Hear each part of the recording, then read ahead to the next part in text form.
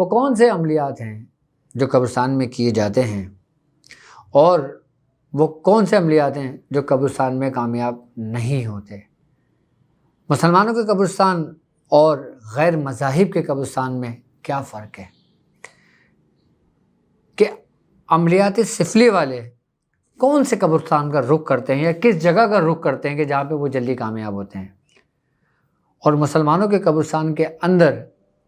وہ کون سے عمل کیے جاتے ہیں کہ انسان جس کے اندر جلدی کامیاب ہو جاتا ہے؟ مندرہ کسے کہتے ہیں، چوکی کسے کہتے ہیں،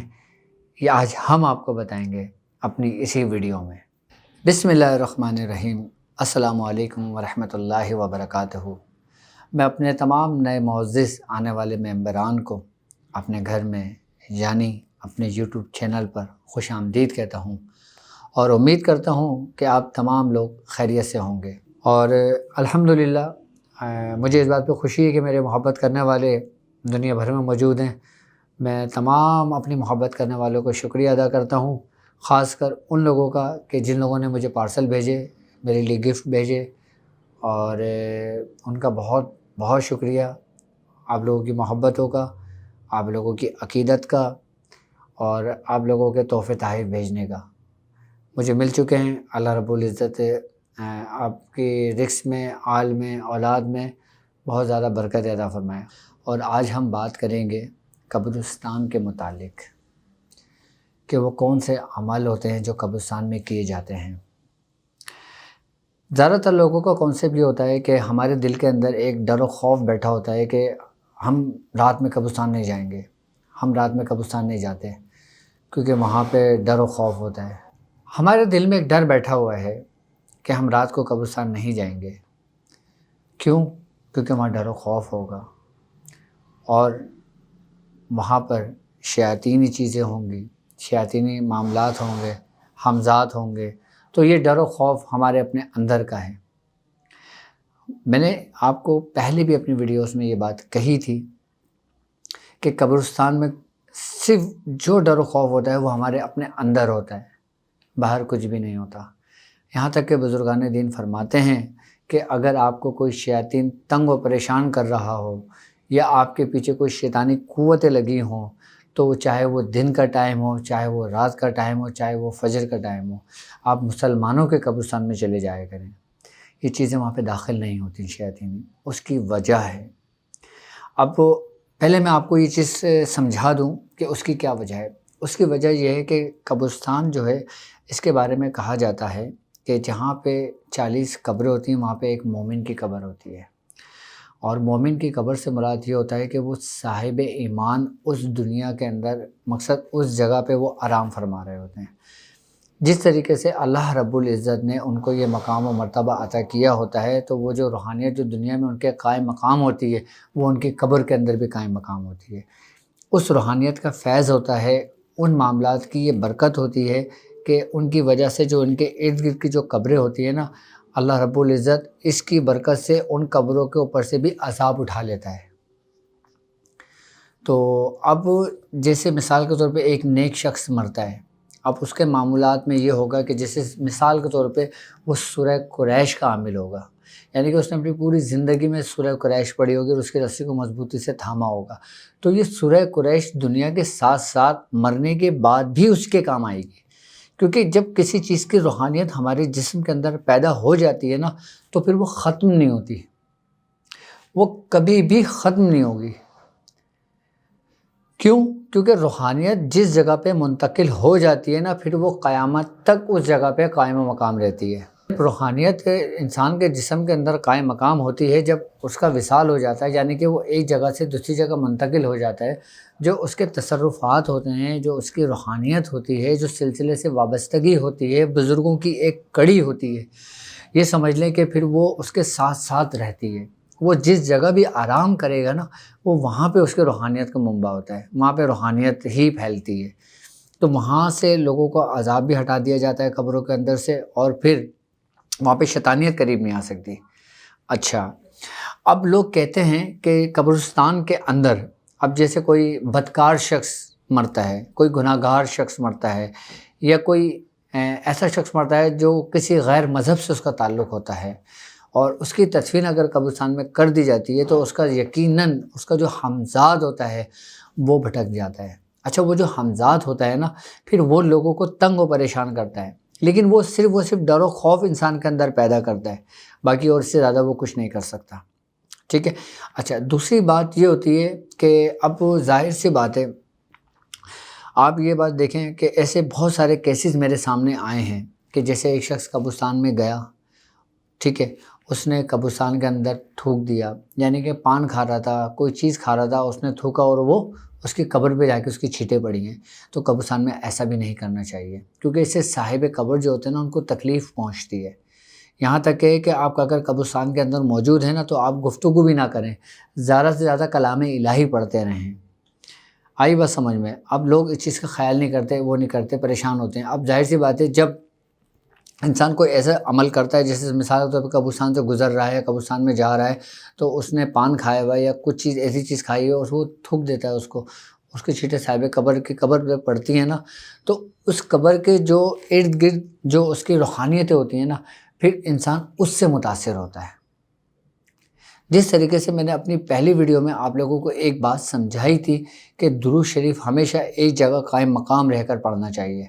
ایک جگہ اہتمام کر کے پڑھنا چاہیے، کیونکہ اس کا ایک اعلیٰ مقام ہے،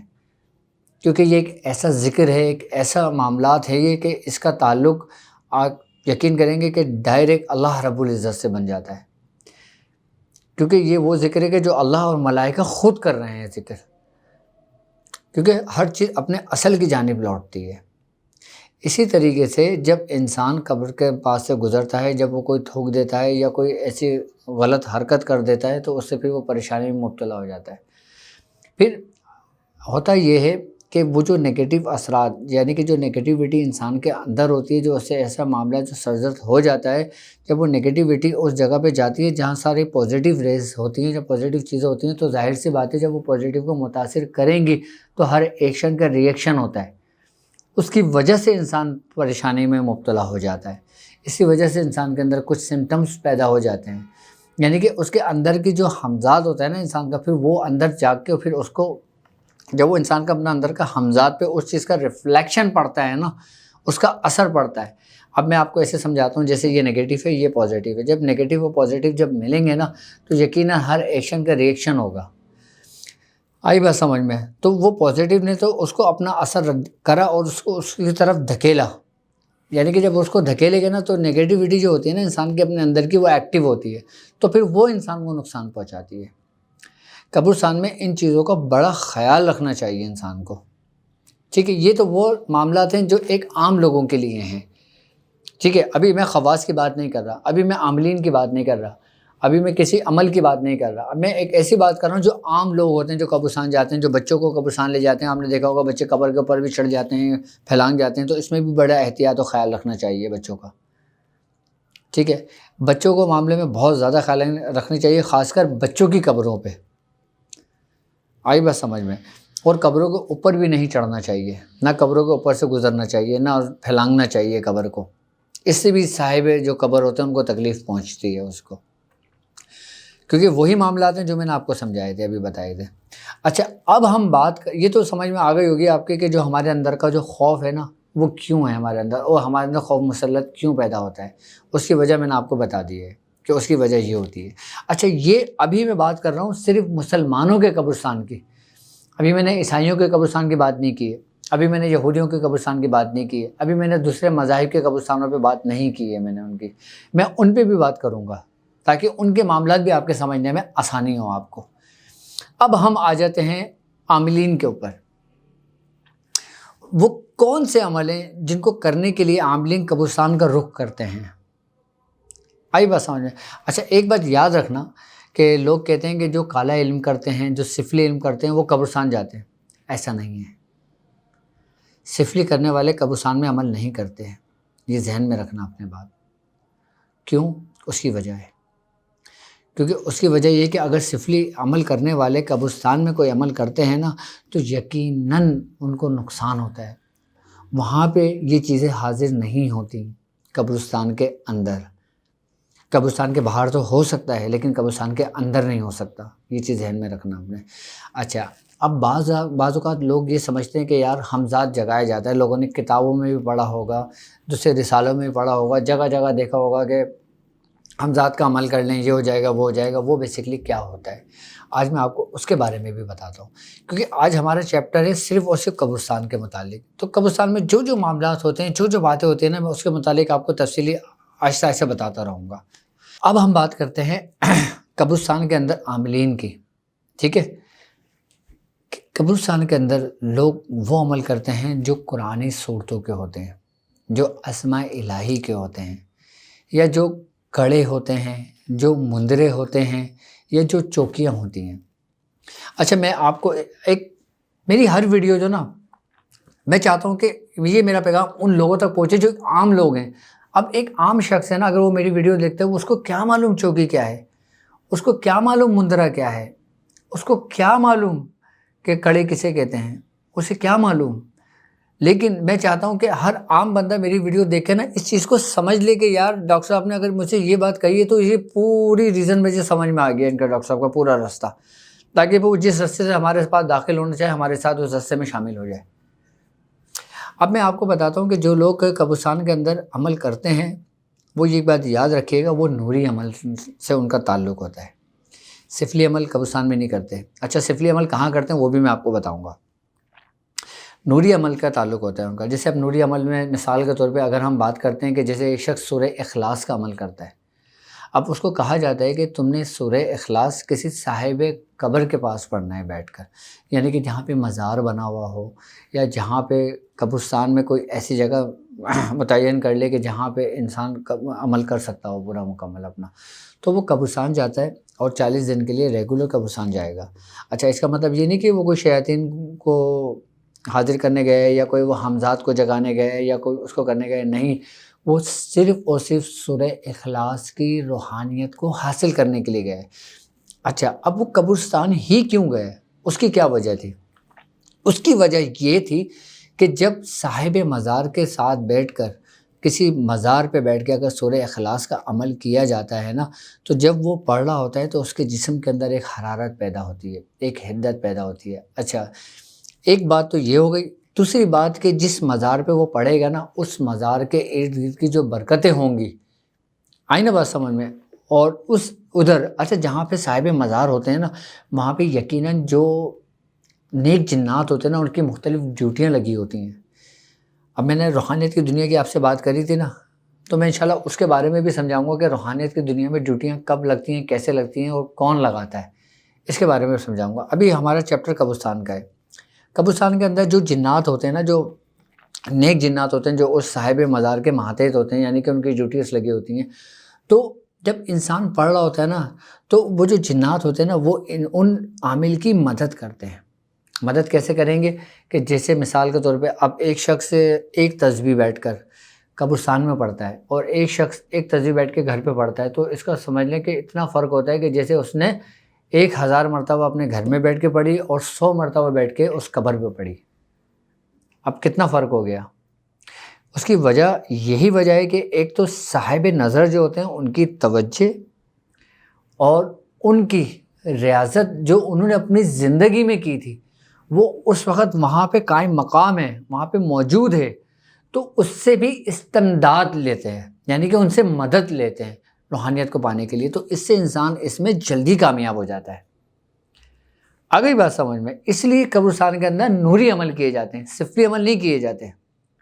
اچھا، اب جب انسان قبرستان کے اندر عمل کرتا ہے تو یقیناً قبرستان کے اندر جس جگہ عمل کیا جاتا ہے، تو آپ نے دیکھا ہوگا کہ اکثر و بیشتر قبرستان کے اندر بالکل سناٹا ہوتا ہے، خاموشی ہوتی ہے، نہ تو وہاں پہ کوئی بچے کھیلتے ہیں، نہ وہاں پہ کوئی ایسے شور شرابہ ہوتا ہے، نہ وہاں پہ کوئی ایسے کچھ معاملات ہوتے ہیں۔ تو اس لیے وہاں پہ انسان جلدی اس لیے کامیاب ہوتا ہے کہ وہاں پہ جو روحانیت ہوتی ہے نا انسان کی، وہ جلدی مانوس ہو جاتی ہے اس شخص سے، اس عامل سے، تو وہ ترقی پانے لگتا ہے۔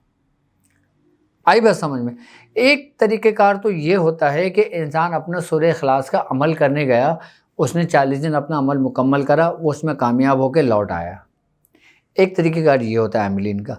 ایک طریقہ کار عاملین کا یہ ہوتا ہے کہ جو بزرگ جس صاحب مزار جہاں پہ آرام فرما رہے ہیں، اگر وہ مثال کے طور پہ اپنی حیات مبارکہ کے اندر وہ سورہ قریش کے عامل تھے، یعنی کہ سورہ قریش کی ریاضت تھی ادھر، سورہ قریش کے تصرفات ان کے پاس موجود تھے، تو پھر وہ شخص سورہ قریش ہی کی نیت سے ان کے صاحب مزار کے پاس جاتا ہے۔ اچھا، اب جب انسان وہاں پہ جاتا ہے نا تو باقاعدہ وہاں پہ پہلے اجازت طلب کرتا ہے کہ آپ مجھے اجازت دیں تو میں پھر یہاں پہ اپنا یہ عمل مکمل کروں۔ اگر وہاں سے ان کی اجازت ملتی ہے تو انسان اپنا عمل مکمل کرتا ہے۔ اچھا، قبرستان میں جو بھیجا جاتا ہے نا، یہ تمہیں شیخ بھیجے گا، تمہارا استاد بھیجے گا تمہیں، تم اپنی مرضی سے قبرستان نہیں چلے جانا، یہ بات یاد رکھنا۔ اپنی مرضی سے جا سکتے ہو، کوئی نقصان نہیں ہوگا، لیکن ایک شخص کسی کی اجازت سے جاتا ہے اور ایک شخص اپنی مرضی سے جاتا ہے۔ جو اجازت سے جاتا ہے نا وہ جلدی کامیاب ہو جاتا ہے، اور جو بنا اجازت کے جاتا ہے، خود جاتا ہے، وہ کامیاب تو ہوتا ہے لیکن وہ تھوڑا دیر سے کامیاب ہوتا ہے، کیونکہ اس کو جان پہچان کرنے میں ٹائم لگتی ہے ان سے۔ اس کی اجازت لی جاتی ہے، اجازت جب ہو جاتی ہے اس کے بعد پھر وہ نوری عمل اپنا پڑتا ہے تو اس کی روحانیت اس میں حاصل ہو جاتی ہے اس کو۔ اچھا، اب ایسا ہوتا ہے، آپ نے دیکھا ہوگا کہ جب قبرستان کے اندر مردے کو تدفین کی جاتی ہے تو ہم جب مٹی ڈالتے ہیں، آپ نے دیکھا ہوگا مٹی پڑھ کے آپ اس پہ 3 مٹی مٹھی کی ڈالتے ہو، آپ پڑھ کے ڈالتے ہو نا، اس مٹھی وہ دعا پڑھ کے جو ڈالتے ہیں اس کی کیا وجہ ہے؟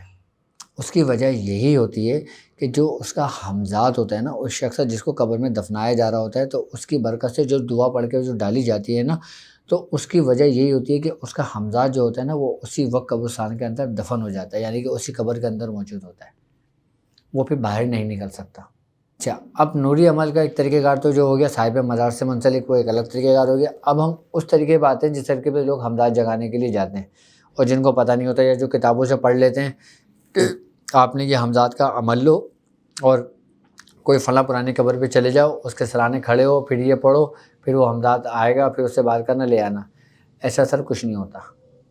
کہ جب تک استاد کے توجہ نہ ہو، استاد کی اجازت نہ ہو، استاد ایک طریقہ کار آپ کو تعلیم نہ کرتے، یہ بات بھی ذہن میں رکھنا آپ نے۔ اچھا، آپ کو ایک مزے کی بات میں آپ کو بتاؤں، قبرستان کے اندر جو لوگ جاتے ہیں نا یہ عمل کرنے کے لیے، وہ سب سے پہلے جو ان کا خود کا ہمزاد ہوتا ہے نا، پہلے وہ اس پہ ریاضت کرتے ہیں۔ جب وہ اس پہ ریاضت کر لیتے ہیں نا، اس کے بعد پھر دوسرے کے ہمزاد پہ ریاضت کریں گے تو ان کو فائدہ دیتا ہے، ورنہ دوسرے کا ہمزاد جگانے کے لیے جاتے ہیں تو پھر وہ الٹا ان کو نقصان دیتا ہے۔ اب سمجھ میں آ گئی ہوگی میرے بات کہ نوری عمل کے لیے قبرستان کا رخ کیا جاتا ہے، سفلی عمل کے لیے نہیں کیا جاتا۔ مسلمانوں کے قبرستان کی بات ہو رہی ہے۔ اچھا، دوسری بات یہ ہوتی ہے کہ اب مندرے کیا ہیں، مندرہ کسے کہتے ہیں ہم؟ اچھا، مندرہ بیسیکلی کچھ عبارتیں ہیں۔ اچھا، کچھ عبارتیں مراد ایسے جیسے حضرت علی کا مندرہ ہے، جیسے شاہ مدار کا مندرہ ہے، جیسے سرکار غوث پاک کا مندرہ ہے، جیسے دوسرے بزرگوں کے نام سے منسوب مندرے ہیں۔ تو یہ مندرے جو ہوتے ہیں نا، یہ بیسیکلی کچھ اسم ہوتے ہیں، آئی بس سمجھ میں۔ جیسے سورہ فاتحہ کا مندرہ ہے، جیسے اول نام اللہ دا، دوسرا نام محمد رسول اللہ دا، تیجا نام چارو یارو دا، چوتھا نام پیر استاد دا، آیت قرآن پاک دی، کول نبی پاک دا۔ اس طریقے سے یہ پڑھا جائے گا نا تو یہ پورا مندرہ ہوگا۔ ابھی میں نے ذرا سا پڑھا ہے صرف اس لیے کہ آپ کے سمجھ میں آ جائے، کیونکہ پورا پڑھوں گا تو آپ کے سمجھ میں نہیں آئے گا یہ بات۔ اچھا، اس سے مراد کیا ہوتا ہے؟ اس سے مراد یہ ہوتا ہے کہ اگر ہم کسی بزرگ کا مندرہ پڑھتے ہیں نا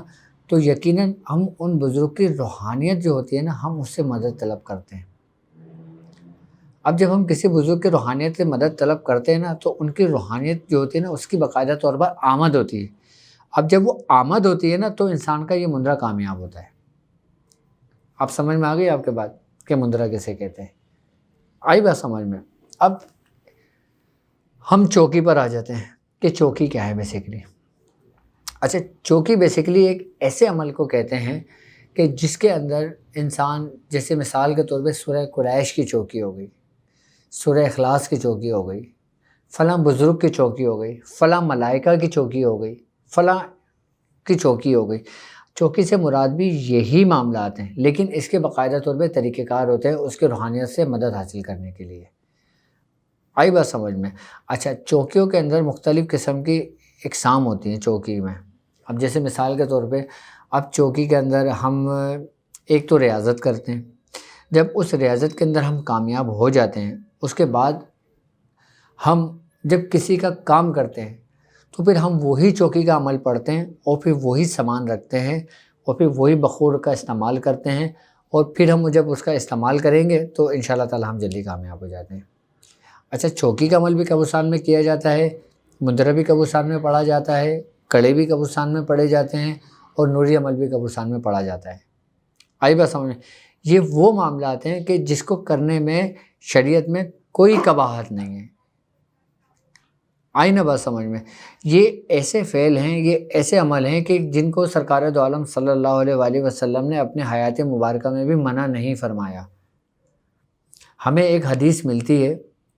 کہ ایک صحابی رسول نے سرکار دو عالم صلی اللہ علیہ وآلہ وسلم نے فرمایا، یا رسول اللہ، فلاں شخص وہ کچھ پڑھتا ہے، پڑھنے کے بعد وہ اس پہ جب دم کرتا ہے تو اس کے سر کا درد یا جسم کا درد ختم ہو جاتا ہے اس کا۔ تو سرکار دو عالم صلی اللہ علیہ وآلہ وسلم نے اس شخص کو بلایا اور اس سے پوچھا، تم کیا پڑھتے ہو؟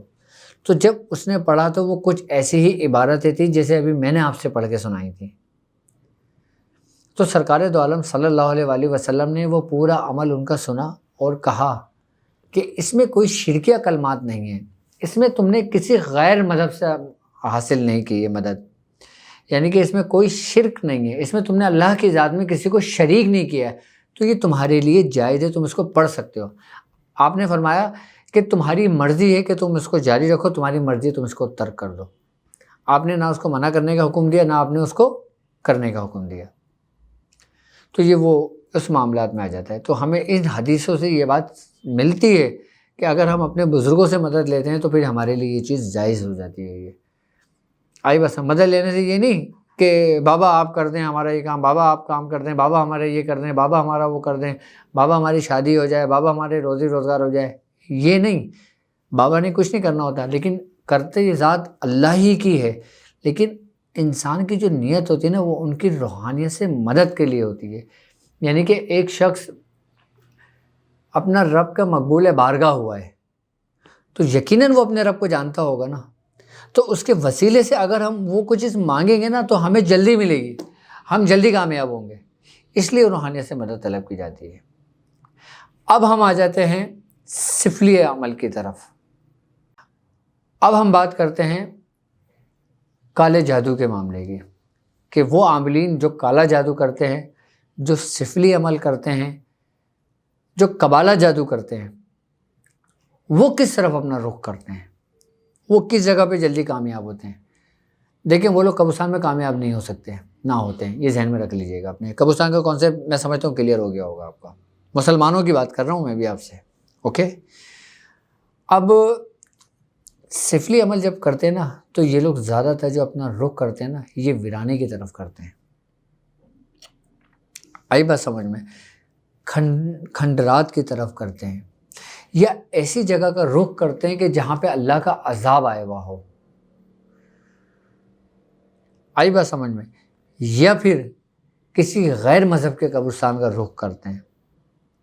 کہ جن کا تعلق ہمارے مسلمانیت سے نہیں ہے،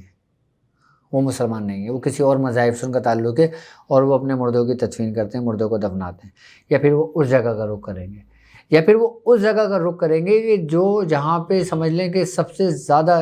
ہمزات شیاطین موجود ہوں، یعنی کہ کوئی ایسی جگہ کہ جہاں پہ کسی کا قتل ہوا ہو، کہ وہاں پہ اس کا ہمزات بھٹک گیا ہو، ایسی جگہوں کا سفلی جادوگر جو نا پھر یہ ان کا رخ کرتے ہیں، جیسے پہاڑوں کی کوہوں میں چلے جاتے ہیں۔ آئی بات سمجھ میں؟ ان جگہوں پہ چلے جاتے ہیں، وہاں پہ یہ کالے جادو کرنے والے زیادہ تر اپنی جگہوں کو پسند کرتے ہیں،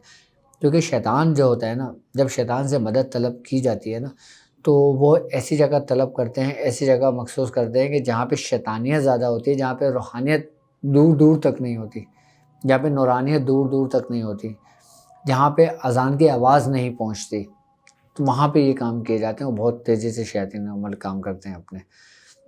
اچھا، اب جب غیر مذہب کے لوگوں کو جب دفنایا جاتا ہے نا، یقیناً ان کا ہمزاد بھی ہوتا ہے،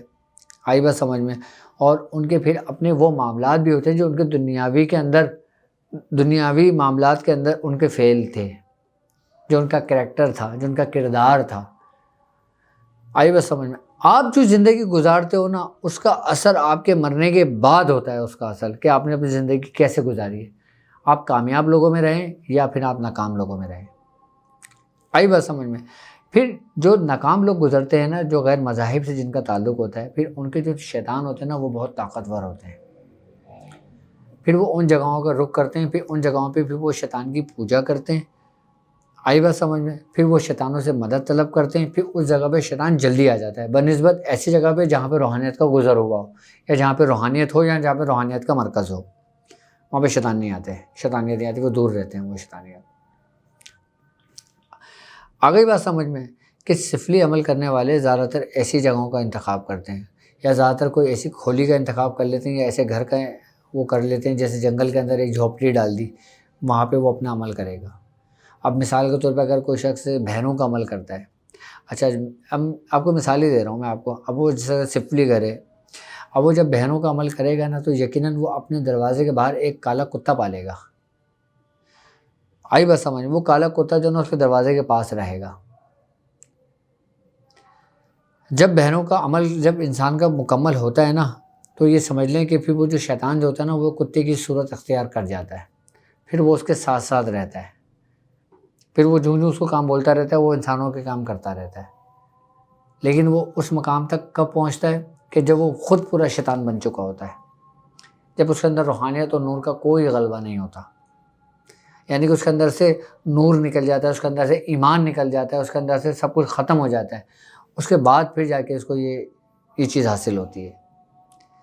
لیکن پھر ایک وقت آتا ہے اس کو کچھ دنوں کی مہلت ملتی ہے، جو وہ لوگوں کے کام کرتا ہے وہ اپنے آپ کو بادشاہت سمجھتا ہے، لیکن کچھ ہی دنوں بعد یہی شیطان اس کو مار کے اس کو اپنے اندر شامل کر لیتے ہیں، آئی بات سمجھ میں؟ اب ایسے لوگ مرنے کے بعد بھی انسان کو بہت نقصان پہنچاتے ہیں، یعنی کہ اپنی زندگی میں اتنا نقصان نہیں پہنچائیں گے کہ جتنا مرنے کے بعد لوگوں کو نقصان پہنچائیں گے، کیونکہ مرنے کے بعد پھر وہ انتقام پہ آ جاتے ہیں، ان کے جو شیطان ہوتے ہیں نا وہ اور اسٹرانگ ہو جاتے ہیں، آئی بات سمجھ میں؟ سفلی کرنے والے عاملین، کالا جادو کرنے والے عاملین زیادہ تر رخ جو کرتے ہیں جنگلات کا رخ کرتے ہیں، ویرانے کا رخ کرتے ہیں، کھنڈرات کا رخ کرتے ہیں، یا پھر ایسی جگہ کا رخ کرتے ہیں جہاں پہ اللہ رب العزت کا عذاب نازل ہوا ہو، یا پھر ایسی جگہوں کا رخ کرتے ہیں جہاں پہ اذان کی آواز نہ ہو، جہاں پہ قرآن نہ پڑھا جا رہا ہو، جہاں پہ اللہ کی عبادت ہے اس کا ذکر و اذکار نہ کیا جا رہا ہو، وہاں پہ ہوتے ہیں پھر یہ چیزیں۔ اچھا، باہر ملکوں میں لوگ اس چیز سے بہت متاثر ہیں۔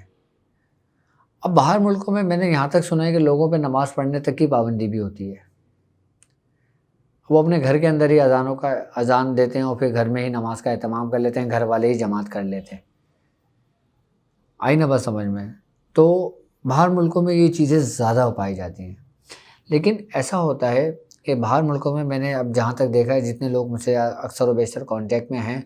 کہ اگر میں ان کے معاملات جب دیکھتا ہوں، چیک کرتا ہوں، تو مجھے ایک بات میں افسوس بھی ہوتا ہے اور حیرت بھی اس بات میں ہوتی ہے کہ جو ہمارے مسلمان جو لوگ ہوتے ہیں وہ وہاں جا کے پھر اپنے رب کے اور اس سے معاملات سے غافل ہو جاتے ہیں۔ وہ سمجھتے ہیں کہ نہیں یار، اب ہم اس دور کے اندر آ گئے ہیں، اس دنیا کے اندر داخل ہو گئے ہیں، تو ہم اسی طرز کے اوپر زندگی گزاریں گے اپنے۔ اچھا، ان کو وقتی طور پہ تو سب اچھا لگ رہا ہوتا ہے، آئی بات سمجھ میں، لیکن آگے جا کے جو نا آہستہ وہ انسان کو اتنا گمراہ کر دیتے ہیں کہ انسان کا لوٹنا مشکل ہو جاتا ہے۔ سب سے پہلا انتقام یہ کرتے ہیں کہ وہ آپ کے اولاد کو آپ سے نافرمان کر دیتے ہیں۔ اب آپ یہ دیکھیں، ساری زندگی انسان اگر باہر ملک جاتا ہے تو وہ کس کے لیے جاتا ہے؟ اپنی اولاد کے لیے، اپنا ایک اسٹیٹس بنانے کے لیے، اپنی ایک سوسائٹی میں ایک نام بنانے کے لیے، ایک اچھا بزنس کرنے کے لیے، یا XYZ کوئی بھی میٹر ہو۔ لیکن بات یہ ہوتی ہے کہ جب انسان سب کچھ چھوڑ کر اس راستے پہ گیا اور اس راستے میں کامیاب بھی ہو گیا، پھر اس کی اولاد نافرمان ہو جائے یا اس کی اولاد کے ساتھ ایسے معاملات سرزد ہو جائیں، تو پھر وہ وہیں کا وہیں کھڑا ہوتا ہے۔ اس کی وجہ یہ ہوتی ہے کہ اس جو گھر ہوتا ہے نا وہ دین سے دوری ہوتی ہے، دین سے دوری کا نتیجہ ہوتا ہے یہ۔ آپ لوگ باہر ہیں، یہ بھی اللہ تبارک تعالیٰ کا ایک آپ کے اوپر کرم ہے، ایک فضل ہے، اور سب سے بڑی بات یاد رکھنا کہ ہمیں اپنے مذہب کی اہمیت اسی وقت پتہ چلتی ہے کہ جب ہم کفار کے بیچ میں رہتے ہیں، آئی نا بات سمجھ، اس وقت ہمیں اپنے مذہب کی اہمیت پتہ چلتی ہے، ایک اس وقت اور ایک حالت نظم ہے۔ حالت نظم میں ہمیں اپنے مذہب، اپنے دین کی اہمیت کا اندازہ ہوتا ہے کہ ہم اطمینان کے ساتھ جا رہے ہیں، یا ہمارے چہرے پہ، ہمارے آنکھوں میں ایک ڈر و خوف ہے، آئی بات سمجھ میں؟ اب ہم بات کر رہے تھے کس کے اوپر، کہ کالے جادو کے معاملات کے اندر کہ قبرستان میں کس طریقے سے کرتے ہیں۔ اچھا، اب یہی سفلی جو جادوگر ہوتے ہیں جب یہ قبرستان کا رخ کرتے ہیں جو غیر مذاہب کا ہوتا ہے، وہاں پہ جب یہ کسی قبر کے اوپر بیٹھ کے پڑھتے ہیں نا تو وہاں پہ جو ان کا ہمزاد ہوتا ہے نا وہ قید نہیں ہوتا، وہ وہیں موجود ہوتا ہے. تو اس لیے وہاں پہ یہ لوگ جلدی کامیاب ہو جاتے ہیں اور وہاں پہ نقصان بھی بہت ہوتے ہیں ان کو،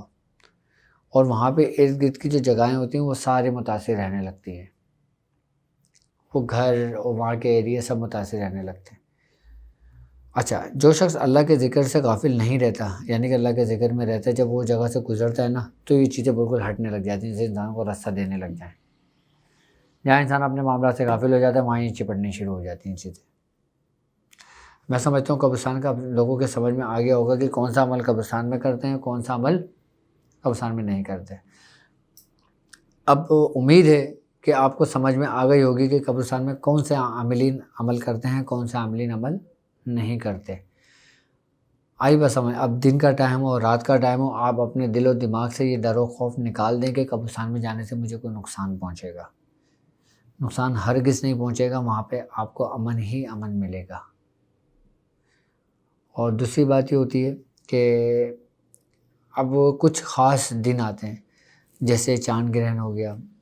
سورج گرہن ہو گیا، لوگ پھر قبرستان کا رخ کرتے ہیں، وہ اسی دوران پڑھتے ہیں رخ. اچھا، میں آپ کو بتاؤں کہ جب یہاں پر ایک دفعہ سن 2001 کی بات ہے یا 2 کی بات ہے، مجھے یاد نہیں رہا، لیکن سورج گرہن تھا. وہ سورج گرہن ایسا تھا کہ تقریباً وہ کئی سو سال کے بعد ہوا تھا، کہ جب اس میں جو نا دن کے اندر پورا اندھیرا چھا گیا تھا، ایسا ہو گیا جیسے رات کا سما. اچھا، اس وقت مجھے باقاعدہ میاں حضور نے حکم دیا تھا کہ تم قبرستان جاؤ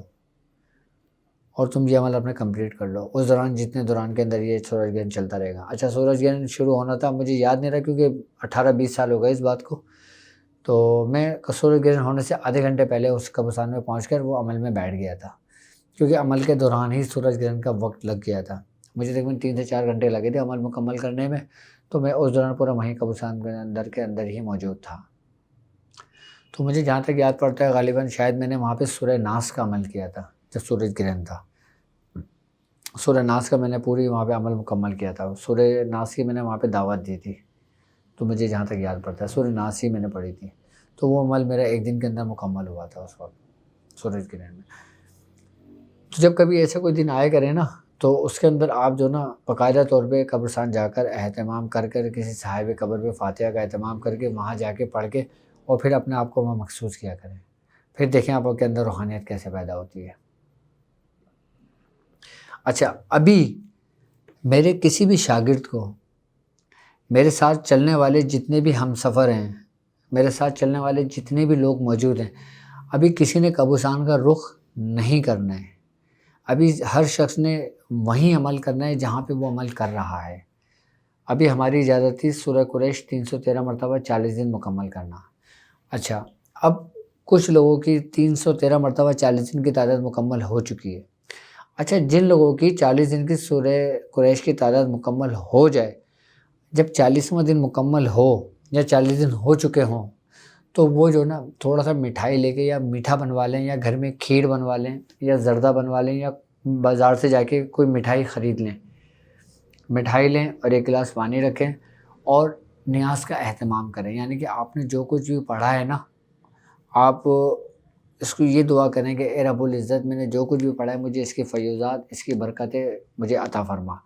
اور میں نے جو کچھ بھی کرا ہے، جو کچھ بھی پڑھا ہے، میں اس کا ثواب جو ہے نا سرکار دو عالم صلی اللہ علیہ وآلہ وسلم کی بارگاہ میں احسال کرتا ہوں. اچھا، اس کے بعد بالخصوص سرکار غوث پاک یعنی کہ حضرت سیدنا محبوب سبحانی حضرت سیدنا شیخ عبد القادر جیلانی رحمۃ اللہ علیہ، آپ کو بالخصوص پیش کر پھر وہ تمام ہمارے سلاسل کے بزرگوں کو درجہ بدرجہ پیش کرے اور اس کے بعد وہ مٹھائی بچوں میں تقسیم کر دے اور پانی کا گلاس خود پی لے اور بچوں کو استعمال کرا دے، جن کے 40 دن مکمل ہو جائیں. اچھا، مکمل جب ہو جائے نا، اس کے بعد پھر انہوں نے سورہ قریش کو جاری رکھنا ہے، چھوڑنا نہیں ہے. یعنی کہ ان کا یہ ایک اسٹیپ کمپلیٹ ہو چکا ہے، اب وہ دوسرے اسٹیپ میں داخل ہو چکے ہیں، یعنی کہ دوسرے مراحل میں داخل ہو چکے ہیں. اب ان کا یہ جو مرحلہ چلے گا نا، ان کا یہ چلے گا چاند کی 29 تاریخ تک، یعنی کہ چاند کی پہلی نہیں ہوگی. یعنی کہ جمادی اول شروع نہیں ہوگا، آپ نے 29 تاریخ تک پڑھنا ہے اور 29 تاریخ تک میرے پیغام کا ویٹ کرنا ہے۔ اس کے بعد جیسے مجھے کوئی حکم ہوتا ہے، جیسے مجھے کوئی پیغام ملتا ہے، میں انشاءاللہ تعالیٰ پھر آپ کو آگے کا منزل طے کراؤں گا، آگے کا راستہ بتاؤں گا کہ آگے آپ نے کس طریقے سے اس کو کرنا ہوگا۔ اچھا، سورہ قریش کا آپ لوگوں کو میں نے بتا دیا کہ جو 313 کی تعداد پڑھ رہے ہیں، جب 40 دن ہو جائیں تو وہ اس طریقے سے کریں۔ 40 مرتبہ روز پڑھ رہے ہیں، اچھا 40 روز مرتبہ 40 دن ہو جائیں تو پھر وہ 40 مرتبہ سے 313 مرتبہ پڑھنا شروع کر دیں، ٹھیک ہے۔ جو لوگ 70 مرتبہ پڑھ رہے ہیں، پھر وہ 70 مرتبہ جب ان کی 40 دن مکمل ہو جائے پھر وہ 313 کی تعداد پر آ جائیں۔ پھر جو لوگ 313 کی تعداد پر موجود ہیں پھر وہ میرے پیغام کا ویٹ کریں، انتظار کریں۔ اچھا، جو لوگ 45 کے نصف کی زکوٰۃ ادا کر رہے ہیں، وہ لوگ 45 کے نصف کی زکوٰۃ ادا ہو گئی ہے ان کی کمپلیٹ، پھر وہ نقش باموکل جو ہے، جن کو میں نے اجازت دی ہے لکھنے کی، پھر وہ باموکل نقش لکھنا شروع کریں، پھر وہ 45 دن مکمل کریں۔ جب ان کے 45 دن مکمل ہو جائیں پھر وہ اسی طریقے سے نیاز و فاتحہ کا اہتمام کریں، آئی بات سمجھ میں، اور پھر 45 نقش پورے کرنے کے بعد میری نیکسٹ ویڈیو کا ویٹ کریں، کیونکہ ابھی 45 دن ہوئے نہیں ہے کمپلیٹ، کیونکہ جیسے 45 دن کمپلیٹ ہو گئے میں انشاءاللہ خود آپ کو بتا دوں گا کہ اب آپ نے آگے کرنا کیا ہے۔ اب ہم بات کرتے ہیں کہ پریکٹس آف میڈیٹیشن کی۔ پریکٹس آف میڈیٹیشن کے اندر جو لوگ جس ترتیب اور جس طریقے سے چل رہے ہیں نا، وہ بالکل اپنے آپ کو اسی ترتیب اور اسی طریقے سے چلیں، ڈاٹ کی پریکٹس کریں، ڈاٹ کی پریکٹس کرتے رہیں۔ جو علاج کے طریقہ کار میں نے سمجھائے ہیں اس ترتیب و طریقے سے لوگوں کے علاج و معالجہ کرتے رہیں، اور جو لوگ کرنا نہیں چاہتے وہ صرف اپنے پریکٹس میں مگن رہے ہیں، ٹھیک ہے۔ جو ہی ہماری پریکٹس کامل ہوگی، جو ہی ہماری پریکٹس مکمل ہوگی تو انشاءاللہ تعالیٰ پھر ہم مراقبے کے اندر داخل ہوں گے۔ اس کے لیے ہمیں تھوڑا سا ٹائم لگے گا، تھوڑا سا ٹائم چاہیے ہوگا ہمیں، لیکن میں چاہ رہا ہوں کہ آپ کے اندر کی جو خامیاں ہیں نا وہ تمام آہستہ آہستہ آہستہ آہستہ ختم ہونے شروع ہو جائیں، اور ہم ایک اصل اپنے رخ منزل کی جانب اپنا سفر طے کریں۔ اچھا، عملیات کا جو سیشن ہے ہمارا وہ بھی روحانیت ہی کا سیشن ہے، روحانیت سے ہٹ کر نہیں ہے، اور جو سلوک کا سیشن ہے ہمارا وہ بھی سلوک روحانیت ہی کا سیشن ہے ہمارا، وہ اس سے الگ نہیں ہے۔ علم العدد کا جو ہمارا سیشن ہے وہ بھی علم الروحانیت کا ہی سیشن ہے، وہ بھی اس سے الگ نہیں ہے کوئی، آئی بات سمجھ میں۔ یہ ساری ایک ترتیب وار چل رہی ہے۔ ابھی آپ کو اس کی اہمیت کا اندازہ نہیں ہوگا، اس کی اہمیت کا اندازہ آپ کو تب ہوگا جب آپ بالکل میدان کے اندر اتریں گے، اور جب آپ اس کے پریکٹیکل کی طرف آئیں گے نا پھر آپ کو اندازہ ہوگا۔ اب جیسے ابھی میں نے ایک ویڈیو اپلوڈ کری تھی توجہ کی برکتیں، اور 15 کے نقش اور سورہ قریش کے طریقہ کار میں نے سمجھائے تھے۔ اب آپ لوگ جو طریقہ کار میں آپ کو سمجھا رہا ہوں نا، اب آپ اس کو اپنے پریکٹیکل میں لے کر آئیں، اپنے عمل میں لے کر آئیں، اس کو آہستہ آہستہ نا آپ اس کو تجربے کریں، جس طریقے سے ہم اپنے ابتدائی حالت میں کرتے تھے۔ اچھا، ابھی ہمارے جو معاملات چل رہے ہیں نا، ابھی یہ صرف تھیوری چل رہی ہے، آئی بات سمجھ۔ اب جب تھیوری سے ہم جب نکلیں گے نا، جب ہمارا ایک اسٹیپ کمپلیٹ ہوگا پھر میں آپ کو پریکٹیکلی کی طرف آہستہ آہستہ لے کر آؤں گا، پھر میں آپ کو باقاعدہ پریکٹیکل کراؤں گا، اور اس کے بعد جب آپ لوگ کریں گے نا پھر آپ لوگ اپنی چھوٹی چھوٹی ویڈیو کلپ بنا کے آپ ہمیں سینڈ کریں گے، پھر جو آپ کے جو کمالات ہوں گے نا، آپ کی جو توجہ سے جو آپ کو برکتیں ملی ہوں گی نا، جو آپ کو روحانیت حاصل ہوئی ہوگی، پھر میں اس کے چھوٹے چھوٹے کلپ بنا کے نا ایک ویڈیو بنا کے اپنے ہی چینل پہ اپلوڈ کروں گا، آئی نا بس، تاکہ لوگوں کو اس چیز کا پتہ چلے کہ ہم نے 4 مہینے کے اندر کس حد تک کامیابی حاصل کر لی ہے۔ ہم نے 4 مہینے اپنے ضائع نہیں کیے، ہم 4 مہینے میں ہم کہاں سے کہاں پہنچ گئے، ہم نے 4 مہینے میں کتنا کچھ حاصل کر لیا جو ہم نے ساری زندگی میں حاصل نہیں کیا تھا۔ وہ آپ مجھے ویڈیو چھوٹی چھوٹی 2 منٹ 3 منٹ کی 1 منٹ کی بنا کے بھیجیں گے نا، جس میں آپ کو کمالات حاصل ہوئے ہیں، تو انشاءاللہ تعالیٰ میں اس کی پوری ایک ویڈیو اس ترتیب کے ساتھ بنا کے میں انشاءاللہ اپنے ہی پیج پہ اپنے ہی چینل پہ اپلوڈ کروں گا اس کو آپ لوگوں کے لیے، تاکہ لوگ دیکھیں کہ لوگ کس طریقے سے محنت اور ریاضت کر رہے ہیں، اور ہمارے ساتھ روحانی سفر میں کتنے لوگ شامل ہیں، اور الحمدللہ ہمارے ساتھ اس روحانی سفر میں کم و بیش کم از کم 7 سے 8 ہزار لوگ میرے ساتھ اس سفر میں چل رہے ہیں، اور میری دعا ہے کہ اللہ تعالیٰ تمام لوگوں کو اس سفر کے اندر کامیابی عطا فرمائے۔ تو میں سمجھتا ہوں قبرستان کے معاملات آپ کو سمجھ میں آ گئے ہوں گے، اور میں نے ابھی سورہ قریش کے متعلق بھی آپ کو سمجھا دیا، پریکٹس آف میڈیٹیشن کے بارے میں بھی آپ کو بتا دیا، اور اگر آپ کسی اور مزید مجھے رہنمائی چاہیے ہو میری، تو انشاءاللہ تعالیٰ میں آپ کے لیے تیار ہوں، اور میں آپ کو وقتاً فوقتاً آپ کو آگاہی اس چیز سے میں دیتا رہوں گا۔